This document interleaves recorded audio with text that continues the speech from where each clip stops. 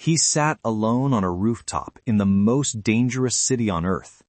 Below him, insurgents moved through the streets hunting for American soldiers to kill. Through his rifle scope, he watched a woman approach a group of Marines. She was holding something under her robe, a grenade. He had 1 second to make an impossible decision: shoot a woman or watch Marines die. What he did next would haunt him for the rest of his life. This is the story of the deadliest sniper in American military history, a man who saved countless lives but paid a terrible price. Stay until the end to discover the tragic truth about what happens when warriors come home. Christopher Scott Kyle was born on April 8, 1974, in Odessa, Texas. He came into a world of wide-open spaces, oil fields, and traditional Texas values. His father, Wayne Kyle, worked as a deacon and Sunday school teacher while also managing various jobs to support his family. His mother, Debbie Lynn, raised Chris and his younger brother Jeff with strict discipline and strong Christian values.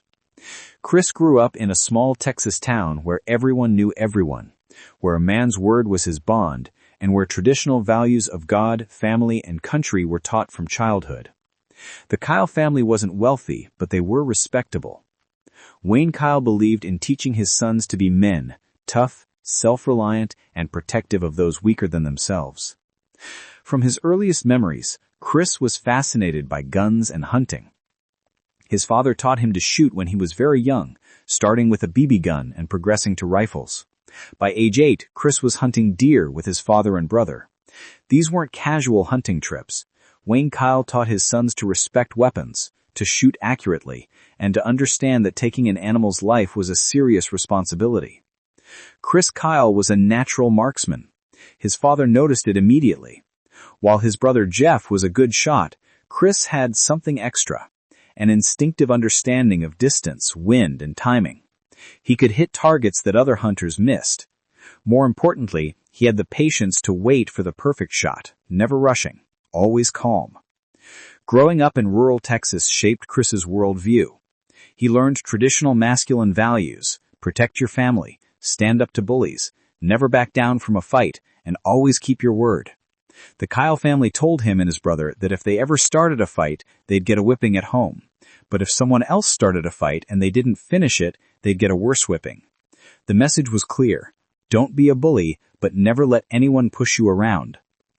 Chris attended high school in Midlothian, Texas, after his family moved from Odessa. He was a typical Texas kid, more interested in hunting, sports, and girls than academics.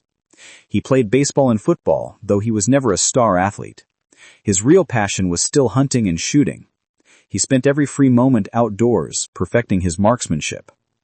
After graduating high school in 1992, Chris briefly attended Tarleton State University, studying agriculture, but college didn't suit him. He was restless, bored with classroom learning, eager to do something more meaningful with his life. After less than 2 years, he dropped out and went to work on ranches, becoming a professional cowboy. Chris Kyle spent his early 20s as a ranch hand and rodeo cowboy. He competed in rodeo events, worked cattle, and lived the life he had always imagined. It was hard physical work, long hours, and brutal Texas heat, but Chris loved it. He was living the authentic Western lifestyle, testing himself against animals and nature, proving he was tough enough to handle whatever came his way. But rodeo life was brutal on the body. Chris suffered multiple injuries, broken bones, concussions, damaged joints. By his mid-20s, he realized he couldn't sustain this career long-term. He needed something else, something that would use his skills and satisfy his need for purpose. That's when he saw a military recruiting poster for the Navy SEALs. The SEALs were America's most elite special operations force, warriors who operated in sea, air, and land environments, conducting the most dangerous missions in the military. The training was legendary for being the most difficult in the world, with failure rates over 75%. Most men who attempted SEAL training quit or were eliminated. But Chris Kyle wasn't most men. In 1999, at age 25, Chris Kyle enlisted in the United States Navy. He was older than most recruits, which actually worked in his favor. He was more mature, more focused, and absolutely certain about why he was there. He didn't want an easy military job. He wanted to be a SEAL, and he was willing to endure whatever it took to earn that title. Basic underwater demolition SEAL training, known as BUDS, began with a screening process designed to eliminate anyone who wasn't completely committed. Chris passed easily. Then came the real training. 6 months of the most physically and mentally demanding military training in existence. Running, swimming, carrying boats and logs, all while instructors screamed at you and actively tried to make you quit. The defining moment of BUDS is Hell Week. 5.5 days of continuous physical training with almost no sleep. Trainees run over 200 miles, swim for miles in cold ocean water, carry boats over their heads, do thousands of push-ups and sit-ups, all while wet, cold, sandy, and exhausted beyond anything they've ever experienced. About 70 to 80% of SEAL candidates quit during Hell Week. Chris Kyle thrived. His ranch work had prepared him for physical suffering. His hunting background had taught him patience and focus. His Texas upbringing had instilled mental toughness. Quitting simply wasn't acceptable.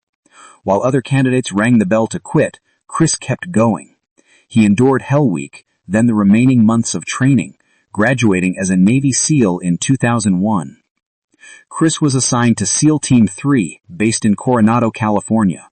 He was finally where he belonged, among the best warriors in the world.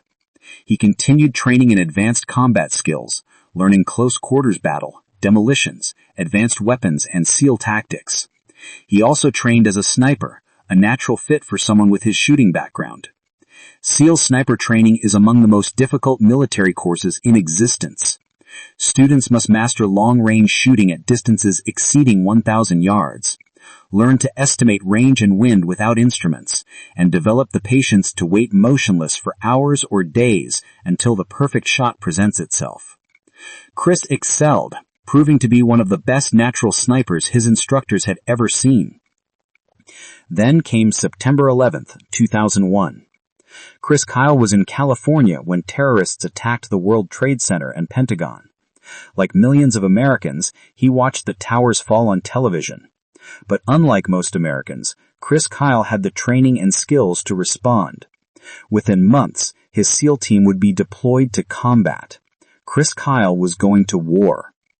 In 2003, SEAL Team 3 deployed to Iraq as part of the initial invasion. Chris Kyle's first combat deployment took him to Nasiriyah, where he provided sniper overwatch for Marines pushing north towards Baghdad. It was during this deployment that Chris made his first combat kills, shooting Iraqi soldiers who were trying to ambush American forces. Chris discovered that combat shooting was very different from hunting or competition. There was no time for careful preparation, no second chances. Enemy fighters appeared suddenly, shot at American troops, and disappeared. A sniper had to make instant calculations, distance, wind, target movement, and take the shot before the opportunity vanished. Chris found he had an instinctive talent for this rapid decision-making. But the moment that would define Chris Kyle's entire career came early in his first deployment. He was providing overwatch for a Marine convoy when he spotted a woman approaching the Marines. She was dressed in traditional Iraqi clothing, walking directly towards them. Through his scope, he saw her pull something under her robe, a grenade. He had 1 second to make an impossible decision: shoot a woman or watch Marines die. What he did next would haunt him for the rest of his life. Military lawyers investigated the shooting, standard procedure for any civilian casualty. They reviewed the evidence, interviewed witnesses, and concluded that Chris had made the right decision. The woman was an enemy combatant trying to kill American troops. Chris was cleared of any wrongdoing. But clearing him legally didn't clear his conscience. He had killed a woman.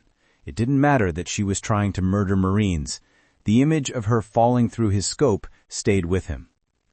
This incident established something important about Chris Kyle's character.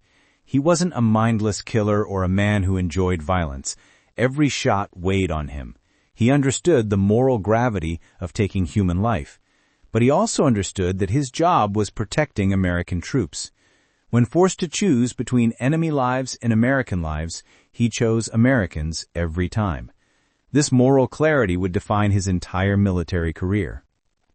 After his first deployment, Chris returned to California and married Taya Studebaker, a woman he had met before joining the Navy. Taya was strong, independent, and willing to accept the difficulties of being a SEAL wife.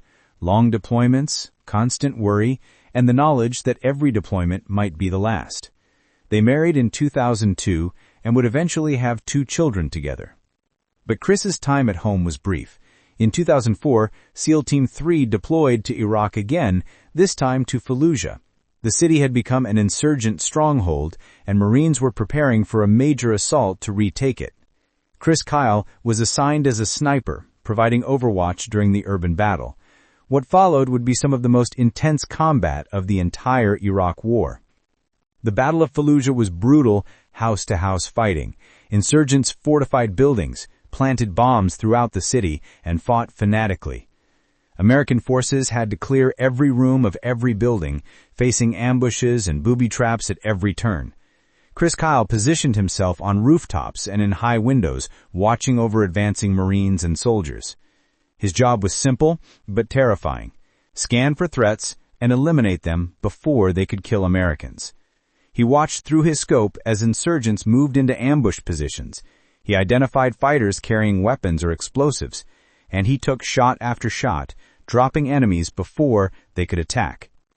Chris Kyle became a ghost haunting Fallujah's rooftops, appearing suddenly to kill insurgents who thought they were safely hidden. The insurgents began to realize they were being hunted by an extraordinarily skilled sniper. They called him the Devil of Ramadi, though Ramadi would come later, the nickname stuck. They put a bounty on his head, offering money to anyone who could kill the American sniper. Chris Kyle was marked for death, but he kept working, kept protecting American troops, kept taking shots. Chris's longest confirmed kill during this period came at approximately 2,100 yards, over a mile. An insurgent was setting up a rocket launcher to attack American troops. The shot was at the extreme edge of his rifle's effective range. Chris made the calculations, adjusted for wind and distance, and took the shot. Seconds later, the insurgent fell. The rocket launcher never fired. American lives were saved. By the end of his Fallujah deployment, Chris had over 40 confirmed kills. A confirmed kill in military terms requires a witness and verification. Most snipers have many more unconfirmed kills. Chris was becoming one of the most successful snipers in American military history. But the psychological toll was mounting. Every face he saw through his scope stayed with him. Every shot replayed in his mind. In 2005, Chris returned home to Taya and their newborn son. He tried to transition back to normal life, but it was impossible. The contrast between combat and suburban California was jarring. 1 month he was in life-and-death situations daily. The next month he was changing diapers and mowing the lawn. Many warriors struggle with this transition, and Chris was no exception. Taya noticed changes in her husband. He was distant, irritable, hypervigilant. He couldn't relax. He had trouble sleeping. These were symptoms of what we now call post-traumatic stress disorder, though Chris would never have used that term. In his world, PTSD was a weakness, something other people got. He was a SEAL, trained to handle anything. He convinced himself he was fine. In 2006, Chris deployed to Iraq again, this time to Ramadi. If Fallujah had been hell, Ramadi was worse. The city was completely controlled by insurgents. American forces were establishing combat outposts throughout the city, and insurgents attacked these positions constantly. Chris Kyle was assigned to provide sniper overwatch for soldiers occupying these outposts. Ramadi was where Chris Kyle truly earned his reputation. He operated from rooftops and upper floors of buildings, watching over American positions 24 hours a day. Insurgents tried repeatedly to attack these positions, and Chris stopped them. 1 shot at a time, he eliminated threats before they could kill American soldiers. The insurgents knew about Chris Kyle now. They actively hunted for him, trying to identify his position and kill him. They shot at likely sniper positions. They watched for muzzle flashes. They sent spotters to locate him. Chris had to constantly move, never staying in one position too long, always assuming he was being hunted. The stress was enormous. One incident from Ramadi perfectly illustrated Chris Kyle's tactical skill and courage. Insurgents had occupied a building across from an American position and were preparing to attack. Chris identified their location and could have simply called in an airstrike to destroy the building. Instead, he took his rifle and entered the building himself, moving through rooms and hallways, clearing insurgents one by one in close-quarters combat. He killed 8 insurgents in that building before withdrawing. Why take such a risk? Because Chris Kyle believed in protecting American lives above everything else, including his own safety. An airstrike might miss, might cause civilian casualties, might not completely eliminate the threat. By going in personally, he ensured the job was done right. This willingness to take personal risk to protect others defined his entire career. By the end of his Ramadi deployment, Chris's confirmed kill count exceeded 150, making him the deadliest sniper in American military history. But the numbers don't capture the reality of what he experienced. Each kill was a person, often a young man, sometimes barely more than a child, who had picked up a weapon and chosen to fight. Chris didn't hate these people. He understood that from their perspective, they were defending their country against invaders. But they were trying to kill Americans, and Chris's job was to stop them. Chris deployed to Iraq 2 more times, in 2008 and 2009. Each deployment followed the same pattern: months of intense combat, followed by brief returns home, where he struggled to reconnect with his family. His marriage was suffering. Ty was raising their children essentially as a single mother, never knowing if Chris would come home from the next deployment. The stress on military families is immense, and the Kyle family was no exception. In 2009, Chris Kyle left the Navy after 10 years of service. He had completed 4 combat deployments to Iraq, accumulated 160 confirmed kills with over 255 probable kills, and earned numerous decorations, including 2 Silver Stars and 5 Bronze Stars with Valor. He was 35 years old, physically battered from years of combat and training, and facing an uncertain future. Transitioning from military to civilian life is difficult for all veterans. For someone like Chris Kyle, who had spent a decade in the most intense combat operations, it was nearly impossible. Everything felt meaningless compared to the life and death stakes of combat. Civilian concerns seemed trivial. Chris struggled to find purpose and direction. He wrote a book about his experiences, American Sniper, published in 2012. The book became a massive bestseller, making Chris Kyle famous beyond the military community. He wrote honestly about the realities of combat, the difficulty of killing, and the toll warfare takes on soldiers and their families. The book resonated with millions of Americans who wanted to understand what their soldiers had experienced in Iraq and Afghanistan. He used his fame to help other veterans. He started a company to train military and law enforcement snipers, passing on the skills he had learned. He worked with veterans organizations, trying to help other warriors transition to civilian life. He spoke publicly about the importance of supporting veterans and their families. Chris Kyle had found a new mission, helping his fellow veterans. But Chris Kyle still struggled with his own demons. He had nightmares about Iraq. He was hyper-vigilant, always scanning for threats even in safe American suburbs. He had survivor guilt, wondering why he survived when so many of his friends had been killed. And he struggled with the moral weight of killing 160 confirmed human beings, even though he believed every shot was necessary and justified. On February 2nd, 2013, Chris Kyle went to a shooting range with a fellow veteran he was trying to help. Eddie Ray Routh was a former Marine struggling with severe mental illness and PTSD. Chris and his friend Chad Littlefield took Routh to the range, hoping that shooting and camaraderie with fellow veterans would help him. It was the kind of thing Chris did regularly, reaching out to struggling veterans, trying to help them the way he wished someone had helped him. At the shooting range, Eddie Ray Routh suddenly turned his weapon on Chris Kyle and Chad Littlefield. He shot both men multiple times, killing them instantly. The man Chris Kyle was trying to help had murdered him. The deadliest sniper in American history, who had survived 4 combat deployments and countless firefights, was killed by a fellow veteran at a shooting range in Texas. The murder shocked America. Chris Kyle had become a symbol of American military effectiveness and warrior virtue. His death seemed senseless, tragic, and cruel. The trial of Eddie Ray Routh revealed a man suffering from severe mental illness, hearing voices, convinced that Chris and Chad were threatening him. Routh was convicted of murder and sentenced to life in prison without parole. Chris Kyle was buried at Texas State Cemetery in Austin with full military honors. His funeral procession stretched for over 200 miles, with thousands of people lining the highways to pay respects. Flags flew at half-staff. Veterans from around the country attended to honor a fallen brother. Chris Kyle was 38 years old, survived by his wife Taya and their 2 children. In 2014, director Clint Eastwood released a film adaptation of American Sniper, starring Bradley Cooper as Chris Kyle. The movie became the highest-grossing war film of all time, earning over $500 million worldwide and receiving 6 Academy Award nominations. Millions of people who had never heard of Chris Kyle learned his story. He became an icon, representing American military service in the War on Terror. But Chris Kyle's legacy is more complicated than the movie suggested. To his supporters, he was a hero who saved countless American lives through extraordinary skill and courage.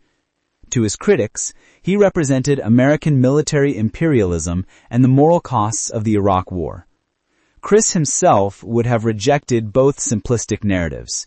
He was a warrior who did his duty as he understood it, who killed when necessary to protect Americans, and who struggled with the moral and psychological costs of that duty. The Chris Kyle Frog Foundation, established by his widow Taya, continues his work helping military and first responder families. The foundation has served thousands of families, providing support, counseling, and community. Chris's legacy lives on through the lives he saved in Iraq and the veterans his foundation continues to help. Modern military snipers study Chris Kyle's tactics and techniques. His ability to operate effectively in urban combat, his understanding of how to protect friendly forces, and his record of success made him a model for sniper training. The tactics he developed in Fallujah and Ramadi are now standard procedures taught to American military snipers. But perhaps Chris Kyle's most important legacy is his honesty about the cost of warfare. In his book and interviews, he spoke openly about the difficulty of killing, the moral weight of taking 160 lives, and the struggle to reconcile his actions with his Christian faith. He never pretended that killing was easy or glorious. He acknowledged the psychological toll and the difficulty of coming home. Chris Kyle believed deeply that what he did in Iraq was necessary and right. He believed he had saved American lives, that every person he killed would have killed Americans if given the chance. This belief sustained him through 4 deployments and 160 confirmed kills. Whether that belief was ultimately correct is a question historians still debate, but Chris Kyle never doubted it. He also never glorified killing. When asked about his confirmed kills, Chris would say he didn't regret any of them, but he didn't celebrate them either. They were necessary actions in a war, nothing more. The only people he killed were people actively trying to kill Americans. This moral clarity, the absolute certainty that he was protecting American lives, was essential to his psychological survival. The moment that truly defined Chris Kyle's legacy came in one of his final interviews before his death. A reporter asked him how he wanted to be remembered. Chris thought for a moment, then gave an answer that revealed the true measure of the man. He said he didn't want to be remembered as the deadliest sniper in American history. He wanted to be remembered as a husband, a father, and someone who tried to help his fellow veterans. The number of people he killed wasn't something to celebrate. It was simply what he had to do to protect American lives. What mattered to him was his family, his friends, and the veterans he was trying to help. That was Chris Kyle. Not a cold-blooded killer or a mindless warrior. A man who accepted a terrible responsibility, executed it with extraordinary skill, and spent the rest of his life trying to help others bear similar burdens. His tragic death prevented him from completing that mission, but his legacy continues through the foundation that bears his name and the countless veterans he inspired to seek help and support each other.